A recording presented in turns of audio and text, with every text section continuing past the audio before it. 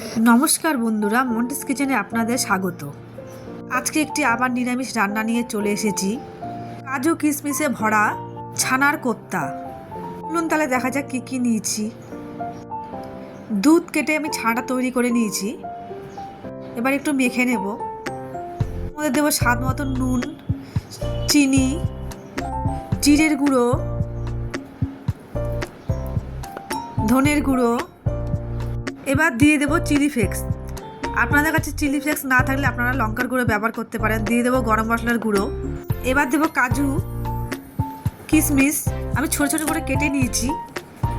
এবার দেবো ঘি। এবার দেবো সামান্য একটু ময়দা। এবার ভালো করে মেখে নেব। ব্যাস আমার মাখা হয়ে গেছে। এবার গোল গোল করে নেব। এবার কড়াইতে রিফাইন তেল দেব। তেল গরম হয়ে গেছে, একটা একটা করে ছানার কোপ্তা দিয়ে দেব। সবগুলো দিয়ে দিয়েছি। এবার হালকা লাল করে একটু ভেজে নেব। এবার এক সাইড উল্টে দেব।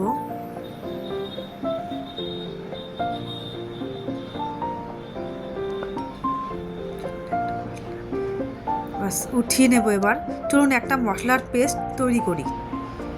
জিরের গুঁড়ো, ধনের গুঁড়ো, লঙ্কার গুঁড়ো সামান্য জল দিয়ে গুলে নেব। এবার ওই তেলের মধ্যে দিয়ে দেব। এবার একটু নেড়ে চেড়ে দিয়ে দেবো স্বাদ মতন নুন, স্বাদ মতন চিনি, আর কাজু আর পোস্ত বাটা। সমস্ত কিছু দিয়ে একটু ভেজে নেব ভালো মতন। বেশ দেখুন লাল লাল হয়ে গেছে। এবার এক গ্লাস দুধ দিয়ে দেবো।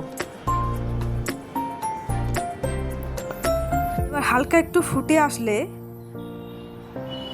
দিয়ে দেবো ভেজে রাখা ছানার কোপ্তা। এবার পাশে গ্যাস জ্বালিয়ে তাওয়া প্যানের মধ্যে একটু কাসুরি মেথি নেড়ে চেড়ে নেব।